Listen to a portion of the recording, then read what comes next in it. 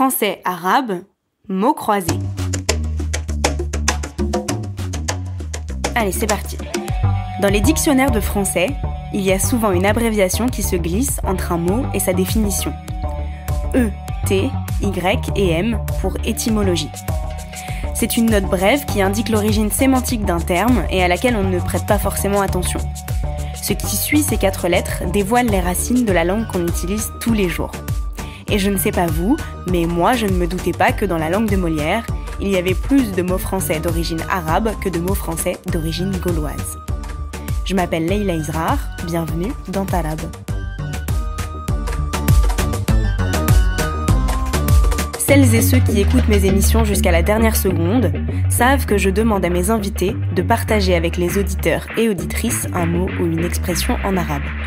Mais au dernier épisode, ça ne s'est pas vraiment passé comme prévu. Voilà, j'ai pas l'impression d'utiliser des termes arabes dans mon quotidien. Voilà. Donc, si je vais en chercher un, j'ai l'impression que je suis à un endroit où je vais chercher un terme que je n'utilise pas et qui ne raconte pas d'histoire et qui est une forme d'artifice. Et en même temps, je me suis dit, donc ça m'a amené à faire quelque chose, je me suis dit, mais il y a plein de termes, je pense, d'origine arabe dans le français qu'on utilise tous les jours. Sauf que je ne les connais pas. Donc ça raconte un effacement. Ça veut dire aussi, potentiellement, que je ne connais pas l'héritage de ces langues françaises. Comme Nelly Kemener, cette invitée dont on vient d'entendre la voix, nous sommes un certain nombre à ignorer que la langue arabe fait partie de nos discours. Dans ce podcast, on déconstruit, mais on raccroche aussi des liens qui existent, des liens épars mais profonds, auxquels on ne pense pas ou qui ont peut-être été occultés. La langue française est faite de beaucoup d'apports extérieurs. C'est une sorte d'agrégation de mots issus de l'italien, de l'anglais, mais aussi de l'arabe. Je me demande plusieurs choses.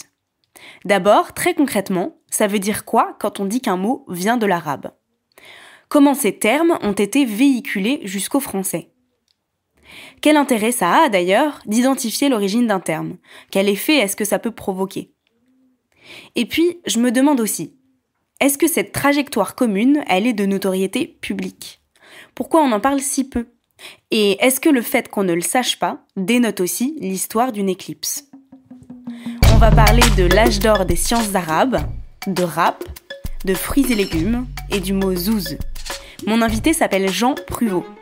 Il est lexicographe et il a enseigné à l'université de Cergy-Pontoise. Il est surtout passionné par l'histoire de la langue française et par les dictionnaires. Et c'est bien du français qu'il est parti en 2017 pour écrire son livre « Nos ancêtres les Arabes ». Et je dois préciser d'ailleurs qu'il n'est pas arabophone. Cet essai, il fonctionne comme un voyage thématique à travers la langue française, à cela près qu'il ne s'appuie que sur ces mots d'origine arabe. Ce titre, il a bien fonctionné sur moi. Ça m'a rappelé l'expression « Nos ancêtres les Gaulois ». Sauf que je n'ai aucune idée d'où je la connais. Alors en vérité, au XIXe siècle, il y avait nécessité politique sous Napoléon III de reconstruire l'image de la France. Alors on a inventé les Gaulois qui ont bien existé effectivement, mais il y a bien longtemps, et on leur a mis une moustache ainsi que Vercingétorix. On en a fait une sorte de légende nécessaire un peu dans le fond pour rassembler la nation. Et Ernest Lavis a écrit énormément de livres d'histoire, de manuels, qui d'ailleurs se sont retrouvés dans presque toutes les classes. Il a vraiment eu une collection très importante. Il a été académicien. Et on a mal compris Ernest Lavis. C'est ce que je ne savais pas très bien, d'ailleurs, en commençant le livre, mais que je sais maintenant. C'est que, contrairement à ce qu'on a imaginé avec cette expression qui a donc eu du succès, nos ancêtres les Gaulois, quand Lavis la prononce, ça n'est pas valorisant. C'est pour dire, dans le fond, que nos ancêtres les Gaulois, il y a des chapitres entiers qu'il écrit sur le sujet, dans les manuels scolaires, étaient quand même assez frustes, assez barbares même, en ayant des qualités aussi, bien sûr, notamment culinaires, de courage, etc., mais qu'ils n'étaient pas structurés, n'étaient pas organisés, et ils ne constituaient pas une civilisation.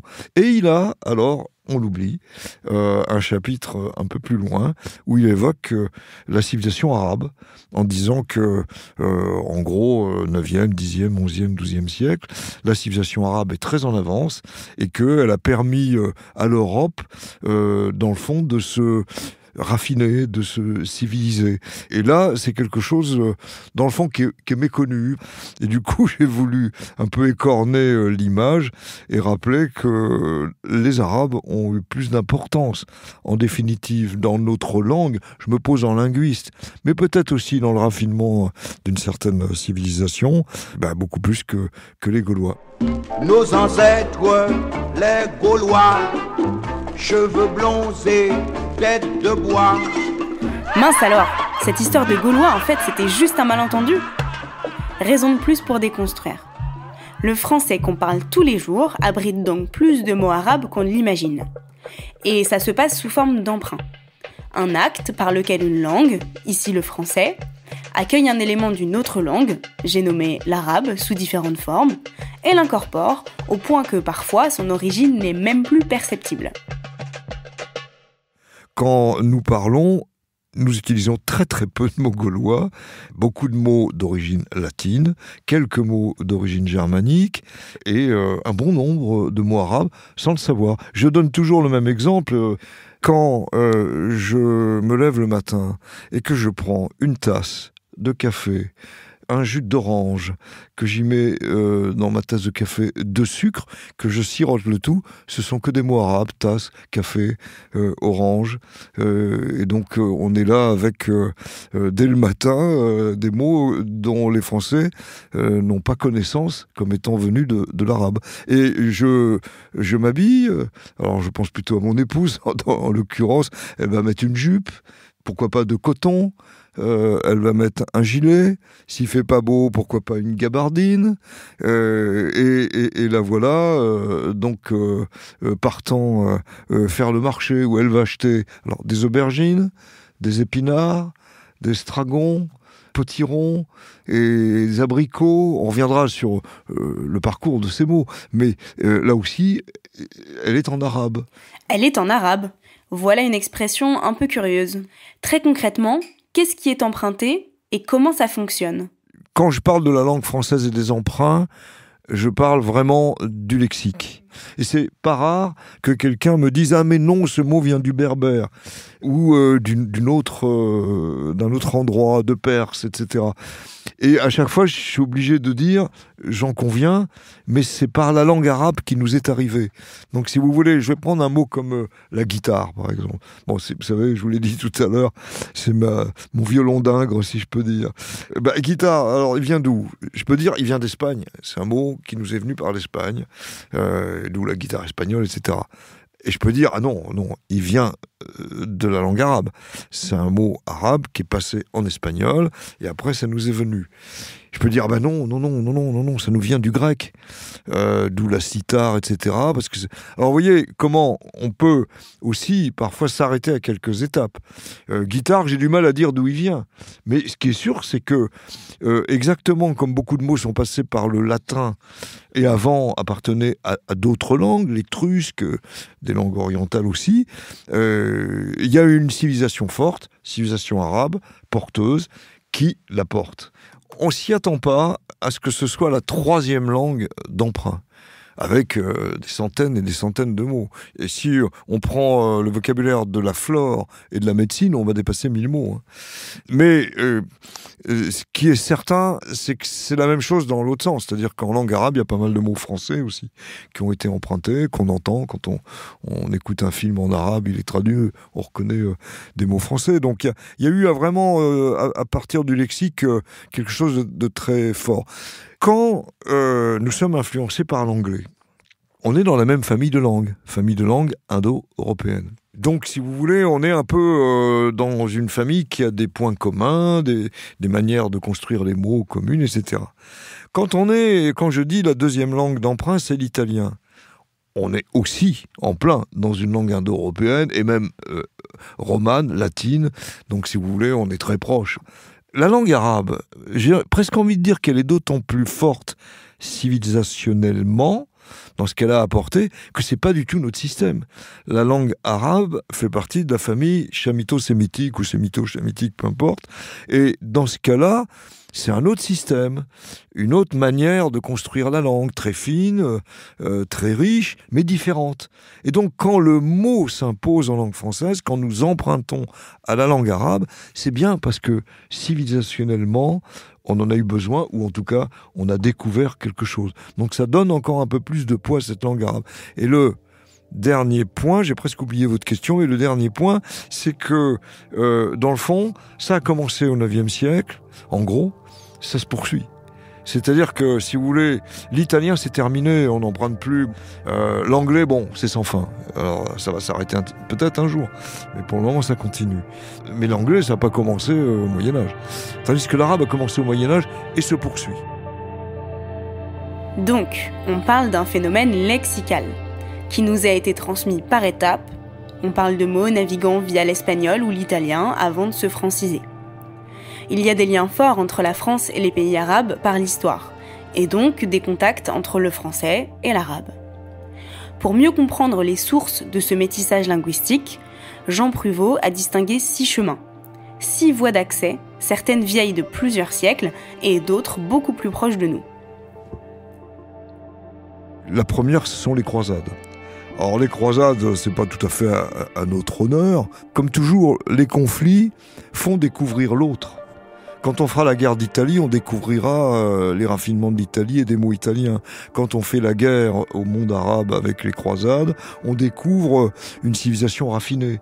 C'est un premier contact civilisationnel.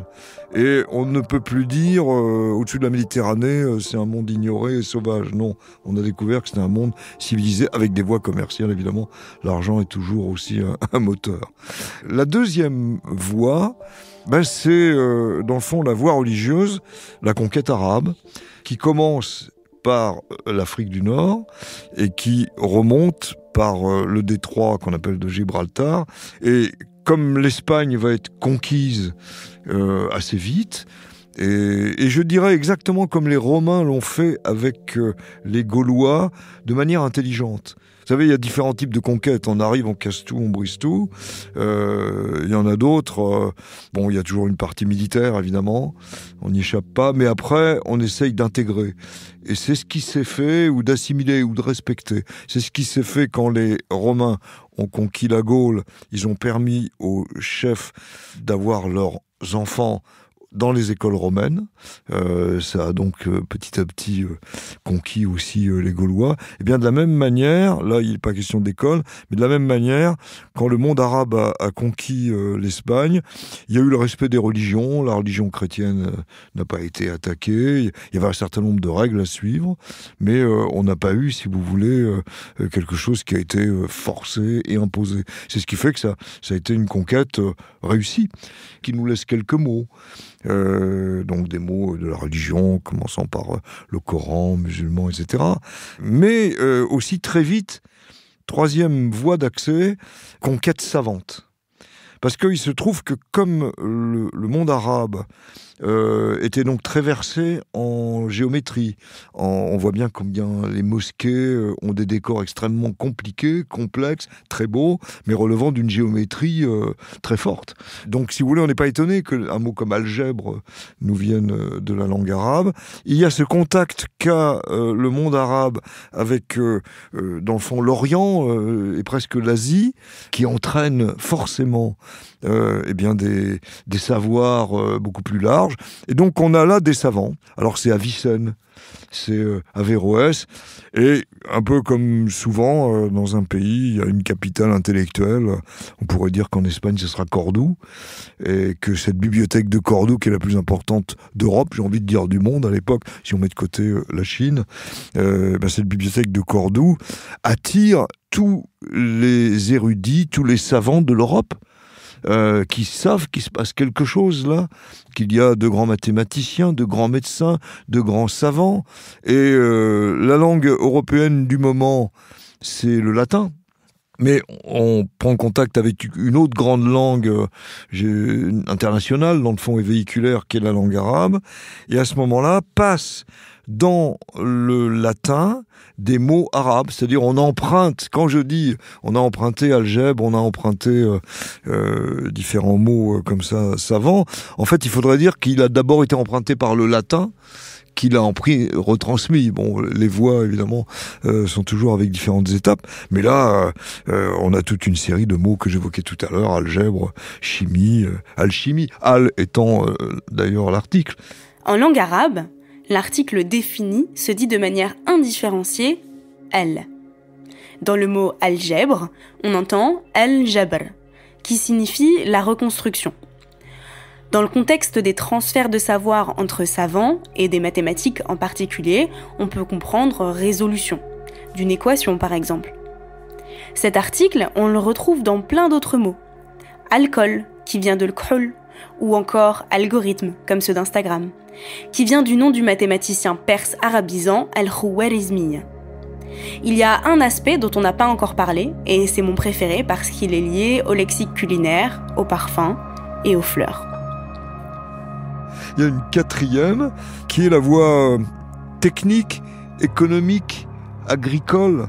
Parce que on est très fiers de notre lilas au printemps dans nos maisons, mais c'est une fleur qu'on ne connaissait pas, qui nous vient du monde arabe. Le jasmin, voilà encore qui a donné aussi du parfum, bien sûr. Donc des produits qu'on ne connaissait pas, qu'il s'agisse de fleurs, qu'il s'agisse de parfums. C'est-à-dire le monde arabe ayant une flotte méditerranéenne extraordinaire, qui va donc permettre un commerce dans tous les grands ports de la Méditerranée, aussi bien en Sicile qu'en Italie et notamment à Gênes, à l'Espagne aussi bien sûr. Donc c'est par les ports, par le commerce, que ces produits remontent jusqu'en France, souvent en passant d'abord en Italie. Alors c'est curieux parce que quand vous avez très bien évoqué la chose tout à l'heure, quand on dit ce mot est d'origine arabe, alors je pourrais dire ah ben non, il est d'origine espagnole. Oui, mais les Espagnols le tiennent de la langue arabe. Donc vous voyez, c'est par étapes. Je pourrais dire le mot orange. Orange est d'origine arabe. Bien, c'est le mot naranj que je prononce sans doute très mal. Mais il a d'abord été emprunté par les Italiens. Des Italiens, il est venu chez nous. Cette quatrième voie commerciale, technique, nous amène toutes sortes de choses, les artichauts qu'on connaissait pas, l'estragon, parfois même des mots qui sont pas arabes, mais des cultures comme le riz, parce qu'on savait irriguer. Et donc il y a là quelque chose d'important dans notre langue, au point que, comme on le disait tout à l'heure, quand on prend son petit déjeuner, entre le café et le jus d'orange, on est en plein dans des mots d'origine arabe.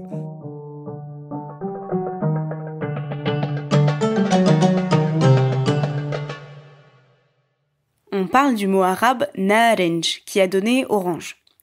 Moi, je ne l'ai jamais utilisé, ce mot, parce qu'en arabe dialectal, marocain en particulier, pour parler du fruit, on dit « limoun ». Et je me rappellerai toujours de mon père qui me proposait quand j'étais petite du asr limoun.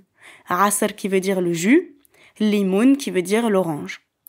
Je ne faisais pas encore le lien entre le limoun arabe, qui peut désigner l'orange ou le citron, et la limonade française. Quand je l'ai compris, ça m'a donné comme une sensation d'appartenance, d'ancrage encore plus fort dans mes deux langues maternelles. Pourtant, au global, cette hérédité, elle se résume à quelques centaines de mots. 1000 peut-être, c'est-à-dire moins de 2% du dictionnaire. Alors pourquoi c'est important de le savoir ? Tout ça, les Français ne le savaient pas. Les linguistes un peu, les historiens de la langue le savaient. C'était bon de le dire.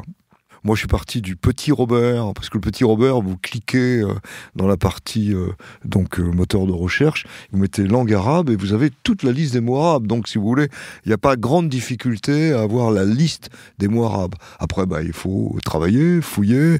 Moi, je me sers beaucoup, évidemment, du Littré, du Trésor de la langue française, et puis de tous ces dictionnaires très anciens. Par exemple, c'est dans Furetière, que j'ai récupéré aussi parfois des citations, dont une qui m'avait bien ému, qui était que avoir 3 cœurs, sous l'Antiquité, on disait j'ai 3 cœurs, et ces 3 cœurs, c'était avoir 3 langues, le latin, le grec et la langue arabe. On considérait que avec ces 3 langues, on pouvait être cultivé. Il y a sous l'Antiquité ces 3 langues, latin, grec, langue arabe. Alors le latin, langue morte, le grec, langue morte aussi, l'arabe, toujours langue vivante. Donc, c'est d'autant plus important de ne pas oublier cette langue.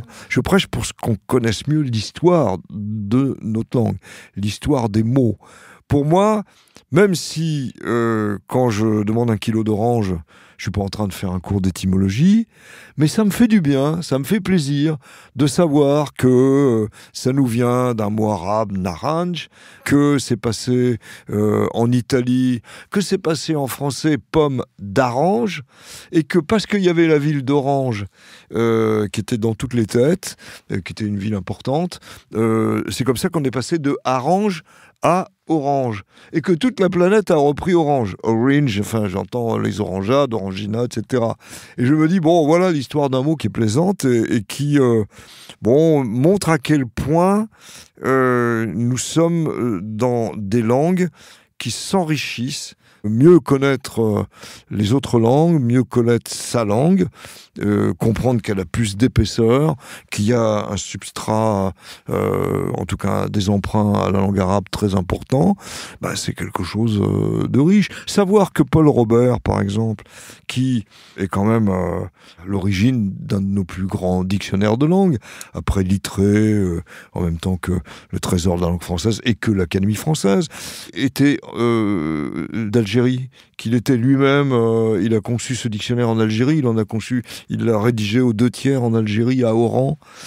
C'est quelque chose de quand même d'émouvant, de se dire que quelqu'un qui était au contact du monde arabe, dans l'Algérie, dans l'économie algérienne, et offert à la langue française un de ses meilleurs dictionnaires, c'est quelque chose de fort. Quand on connaît un peu les origines des mots qu'on utilise, on fait moins le fanfaron, je pense. On fait moins le fanfaron parce que ce n'est pas juste un plaisir gratuit. Ça n'est pas juste connaître des étymologies. C'est aussi rétablir la paternité de concepts liés aux sciences, la grandeur des autres cultures que l'on envisage souvent comme folkloriques. Dans les vocables arabes qu'on utilise au quotidien, il est des racines cachées, méconnaissables, et il en est d'autres beaucoup plus visibles, plus récentes, datant de l'époque coloniale. Alors jusqu'ici, quand on y réfléchit, les mots qu'on a récupérés, qu'il s'agisse d'estragon, d'épinard, d'orange, de jupe, de gilet, ou bien d'algèbre, d'alchimie, c'est des mots de la langue courante, bien installés dans la langue, des mots parfois même savants, nadir, zénith, etc. Mais là, on est dans une autre voie d'accès qui va être celle de la colonisation au XIXe siècle et de la décolonisation au XXe siècle. Dans le fond, ça nous entraîne vers un autre type de mots. C'est des soldats. Et donc, ils repèrent, eux, des mots qui vont être un peu familiers, voire vulgaires. Et donc, c'est des mots comme bled, c'est des mots comme kleps, qui va donner clébard. Mais si vous demandez à un Français clébard, c'est un mot français, il dira oui, bien sûr. Et il oublie que c'est aussi un mot de la langue arabe. Nos guerres sont évidemment à condamner, ont été meurtrières, mais elles ont laissé aussi des contacts linguistiques forts, et il y a eu la décolonisation. Elle opère un peu de la même manière, mais de manière quand même dissociée, parce que la décolonisation réelle, c'est quand les pieds noirs sont revenus en France avec des mots. Alors, le couscous, par exemple, le mot existe depuis longtemps. Il est dans nos dictionnaires depuis un certain temps. Mais aller manger un couscous, ou considérer que dans la semaine, prendre un couscous, c'est souvent, ma femme fait bien un couscous une fois tous les 15 jours, on se régale et on réfléchit même plus que c'est intégré dans nos habitudes culinaires. Et donc, des mots comme le méchoui, tous ces mots-là, merguez, couscous, sont entrés dans la langue. Beaucoup de lexique culinaire quand même, hein ? Oui, parce que les gens qui étaient pieds noirs et qui étaient à Bab el Oued, par exemple, où il y avait cette fameuse langue dont je parle beaucoup, qui est le patawet. Ces gens-là, ils étaient totalement intégrés en termes d'alimentation, de civilisation. Quelqu'un qui a beaucoup parlé de l'Algérie avec beaucoup c'est Albert Camus, par exemple. Fait partie de ces gens du petit peuple qui sont là. Ils ont été obligés de partir, ils sont partis. Mais ils sont partis avec leurs habitudes. et avec leur nourriture. Et moi, je vois encore dans ma classe, les gens ne savaient pas forcément que les mots venaient de la langue arabe. Beaucoup, le bled, les soldats le savaient. C'était le petit village, ça donnait le blédard, qui au 19e voulait dire celui qui se battait. Et puis aujourd'hui, a un autre sens. Le blédard, c'est celui qui vient du bled depuis peu. Mais il y a donc eu beaucoup de mots comme ça qui se sont installés. Et je vais reprendre un exemple du côté de mes grands-parents. Ma grand-mère, je suis né à Saint-Denis. Et donc, ma grand-mère travaillait à Saint-Denis. Et quand j'y allais de temps en temps, elle me disait, si je rentrais un peu tard, pour elle, 9h du soir, c'était tard. Bon, elle me disait, t'as fait la nouba encore, et ta chambre, c'est un vrai gourbi. Bon, nouba, gourbi sont des mots arabes, mais ma grand-mère, je ne savais pas, elle l'utilisait en termes familiers. Et elle disait, c'est kiff-kiff. C'est la même chose. Et ça, c'était de l'arabe littéraire, passé de manière familière. Ça vient de caïf, mais vous savez mieux ça et de très loin que moi. Et c'était devenu une expression courante parce qu'il y avait même kiff bourricot, une expression toute faite, Anne, bourricot, etc. Si vous voulez, cette 5e voie d'accès, colonisation et décolonisation, c'est celle qui nous est le plus accessible, c'est celle qui nous est le plus familière, d'abord parce que c'est plus récent aussi, puis comme c'est familier, bon, on le retrouve dans des chansons, on le retrouve en argot, bon. Après, on a eu le verbe kiffer, alors là, on est dans la 6e voie. On a évoqué les croisades, l'expansion de l'islam, les contacts scientifiques, les échanges commerciaux et la colonisation. Avant de parler de la 6e voie, revenons sur le verbe kiffer, duquel dérive l'expression « kiffer sa race ». Apparemment, ça viendrait du mot « keif », qui signifierait le plaisir, notamment celui lié à la consommation d'une certaine plante.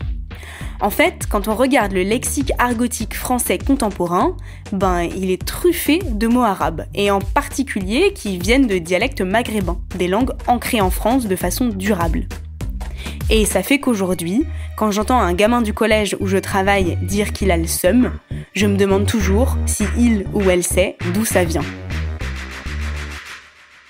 Si j'insiste sur le rap, bien que je sache évidemment que dans les collèges, dans les lycées, les enfants, je vais dire issus de l'émigration. Et pas que d'ailleurs. Et pas que, mais commençant par eux, parce que leurs parents leur ont transmis des mots. Après, entre jeunes, ça se transmet. Mais le rap est quand même un véhicule fort. Parce que comme il y a une certaine revendication aussi dans le rap, comme toute chanson, le rock'n'roll a été une revendication, le rap en est une aussi. Apparaissent là des mots qui font que mon petit-fils qui a 17-18 ans, à travers le rap, va s'approprier des mots qui sont pas de sa famille, qui sont de son clan de jeunes, qui sont de sa classe. Et ça passe par, je ne sais pas, même des publicités. Quand t'as pas le SAM, t'as le SOM.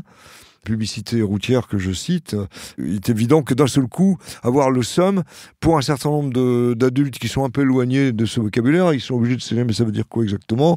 Et là, ça vient de l'arabe qui veut dire le venin, donc le cafard. Et c'est là mon exemple préféré parce que parfois j'ai des gens qui disent mais alors pourquoi on prend le SOM ? Ils râlent contre tout emprunt aux anglais ou à langue arabe. Parfois, il faut l'accepter. Bon, et ils me disent mais pourquoi on dit pas le cafard ? Je dis mais cafard, c'est un mot arabe aussi. Et donc dans ce cas-là, ça met fin à la conversation. C'est propre des emprunts. Il y en a un certain nombre qui s'installent, d'autres qui s'installeront pas. Et chez les jeunes, c'est typique. Parce que chez chaque génération, il y a la volonté quand même aussi d'avoir une maîtrise de leur propre langue. Et ce sont des mots de ce type que n'ont pas ou que ne partagent pas les adultes qui vont être mis en avant. Un certain nombre vont rester. Kiffer, Orxena dit toujours que à l'Académie française, il faudra que ça rentre dans l'Académie française, et ça le fera, effectivement, comme d'autres mots qui sont déjà entrés.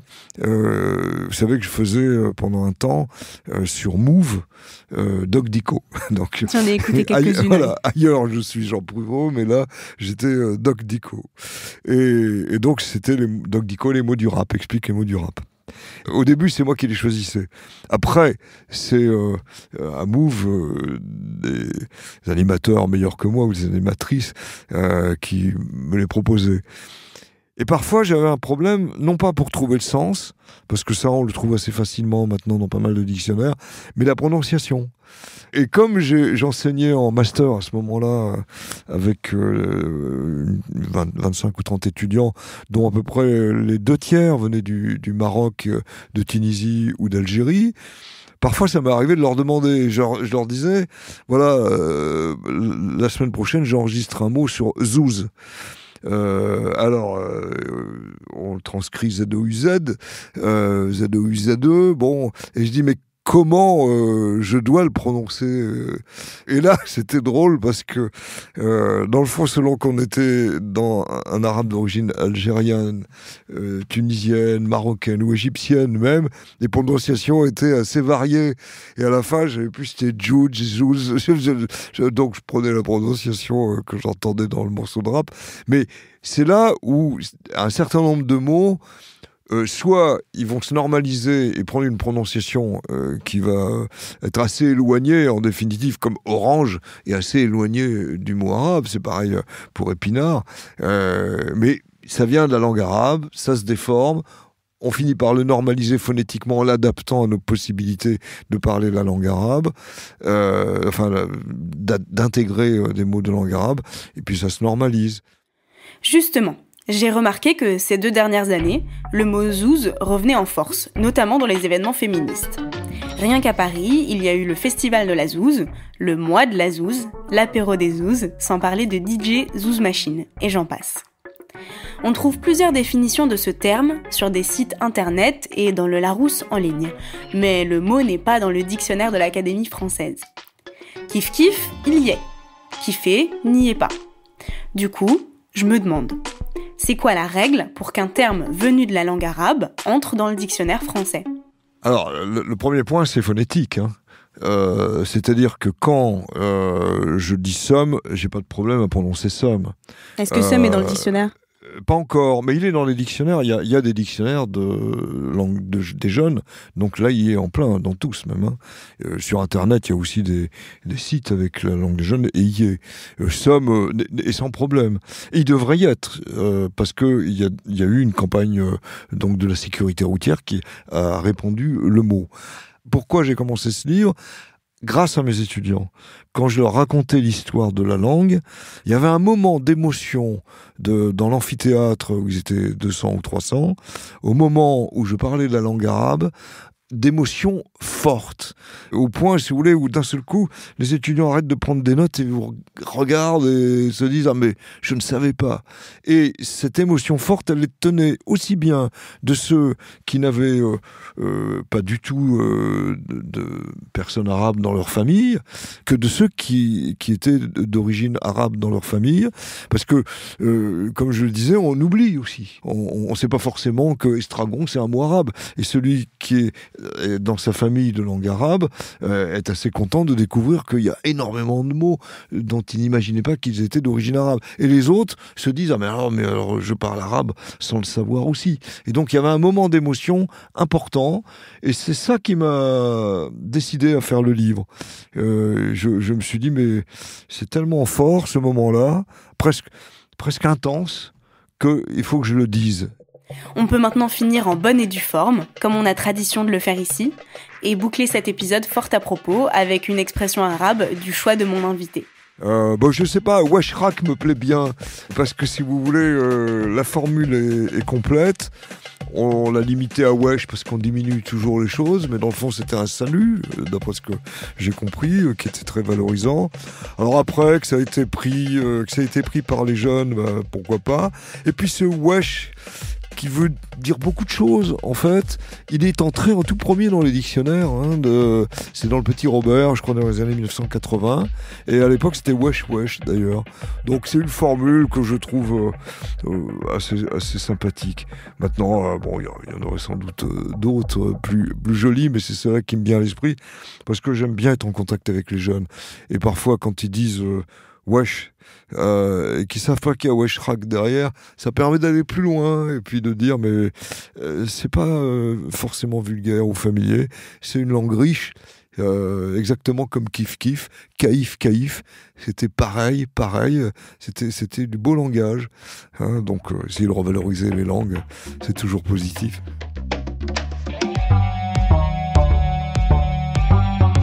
Une bonne partie de ce 9e épisode a été enregistrée chez moi, où je suis, comme vous je l'espère, bien confinée.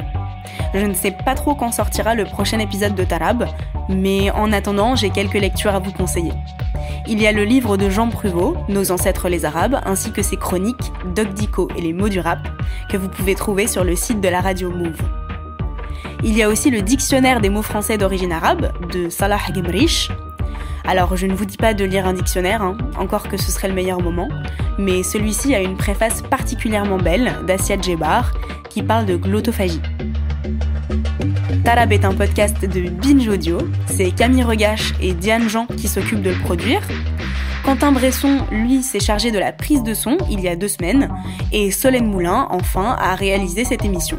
Tout ceci à distance, mesdames et messieurs, donc je tiens à les en remercier chaleureusement. Il est plus que jamais l'heure de se cultiver, de se tourner vers les autres, d'écouter des podcasts et de les partager. Et plus vous parlerez de Tarab, plus ça continuera d'exister. Prenez soin de vous et à très bientôt.